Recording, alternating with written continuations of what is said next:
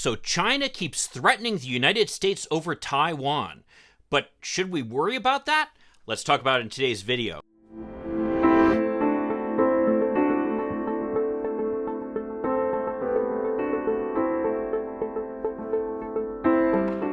Hi, I'm Mike Greiner. I'm a lifelong Democratic activist who's concerned about the direction our country is taking. I'm also a lawyer and an academic, and I'm here to help you stand up to the BS of the MAGA crowd. So Taiwan is once again in the headlines, this time because the Biden administration has decided that it's going to work on a special trade pact with the island off the coast of China. China, of course, is pissed and is threatening to even increase its military activities around the island, which have included things like shooting off missiles that just barely miss Taiwan's territorial waters, and flying planes right up to the border of Taiwan. Those activities, of course, started most recently after Nancy Pelosi led a delegation of members of Congress to Taiwan. When she first announced she was going to make the stop there, I think nobody anticipated the level of animosity that was going to be generated by it. But certainly we've seen that China is serious about threatening the United States over Taiwan. So what's the deal with all this? Well, to understand the situation, you need to kind of revisit the history of China a little bit. We all remember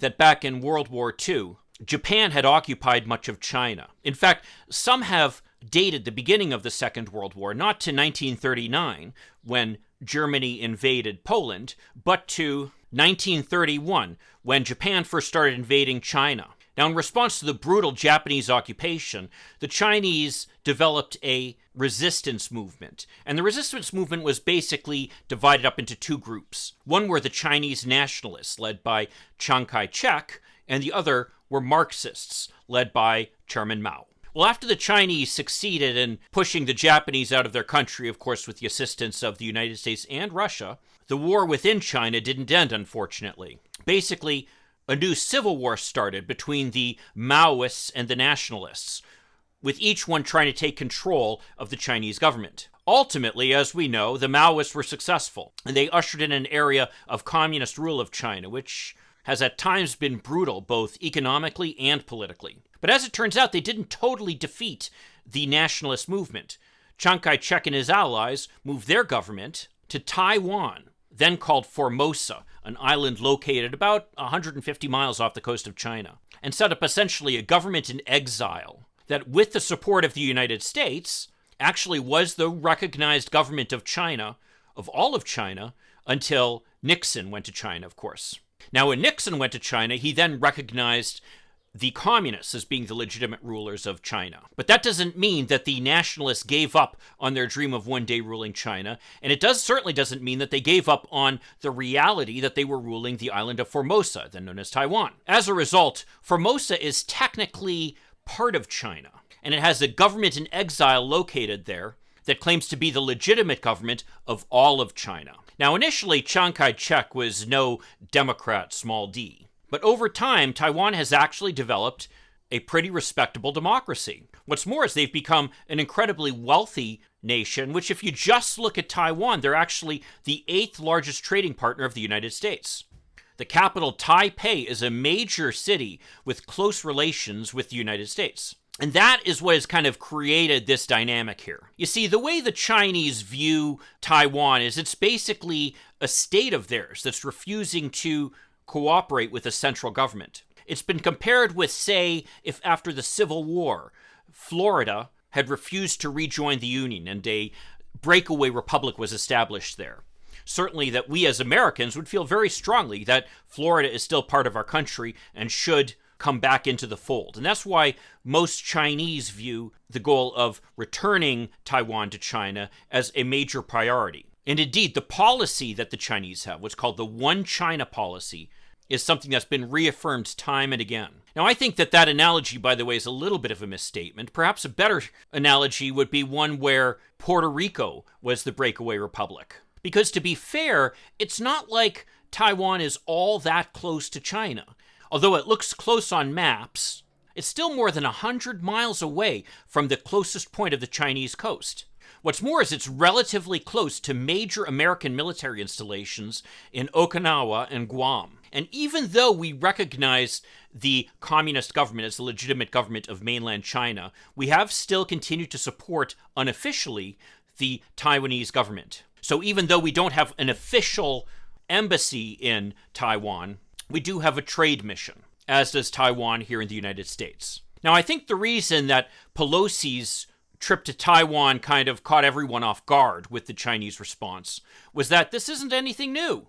In fact, during the Trump administration, you had a couple of cabinet officials who went to Taiwan, and as recently as 1997, Newt Gingrich, then Speaker of the House, went to Taiwan as well. The difference is that China's feeling pretty strong right now.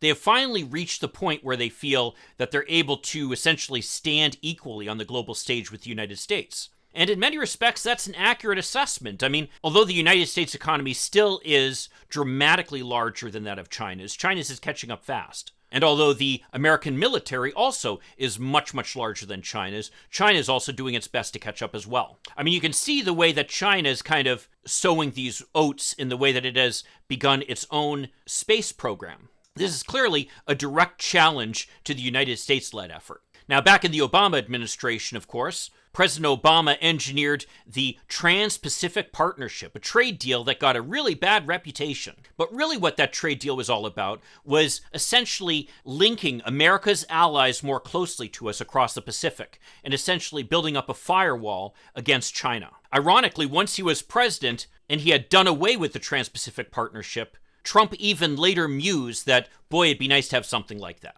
Well, now President Biden is working to reestablish that type of an arrangement across the Pacific. But because of kind of this weird situation we have where we actually don't extend diplomatic recognition to Taiwan as a separate country, we can't officially negotiate with them to be part of that trade pact. Thus, this direct negotiation that's just started between Taiwan and the United States to essentially formalize and make our trade relationship even closer. Now, there are those who say that the United States is foolish to try to stand up to China, and we really should be trying to get along with them.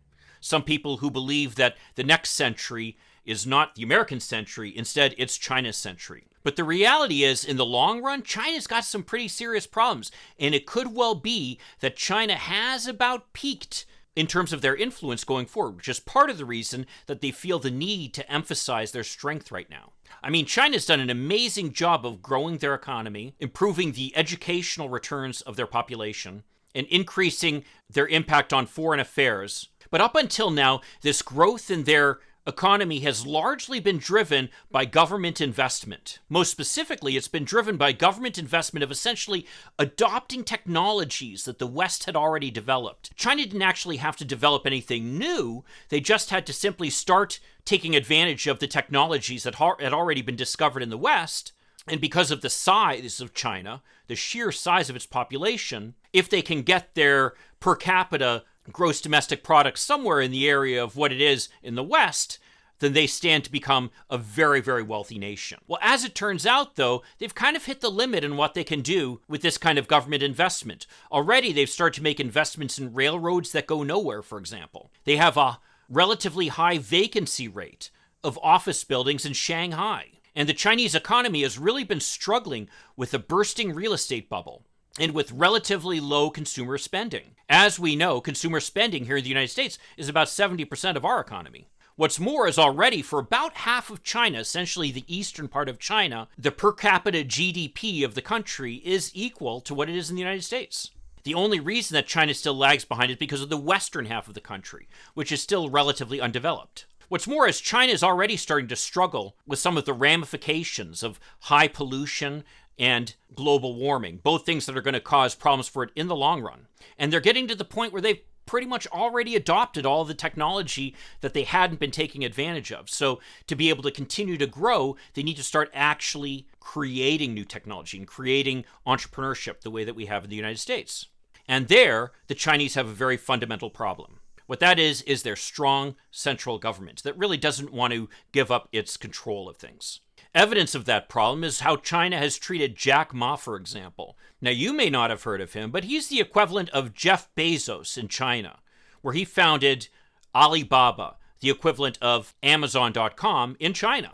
Now, while I may be annoyed by Jeff Bezos and the billionaires, our government doesn't go and simply undermine them because they become too powerful. which is exactly what happens in China. In other words, in China, what they end up doing is when you do have innovators, they essentially become too threatening for the government, and the government does its best to undermine them. What's more is that while China has been remarkably successful in generating STEM graduates from universities, something we need to do better in the United States, they have a remarkably high unemployment rate in China.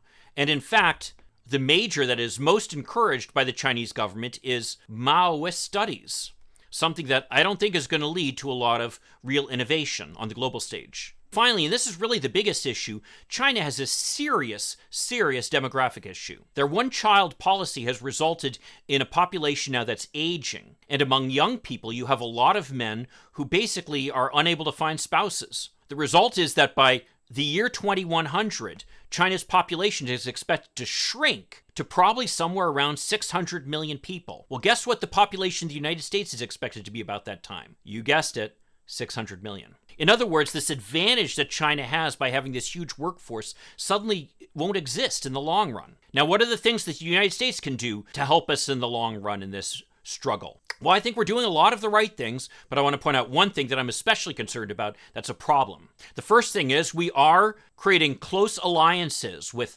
nations around the world, and particularly across the Pacific. Alliances who are our allies and our friends, who don't necessarily feel attached to us by virtue of the fact that they're afraid of us, which is how it is with China.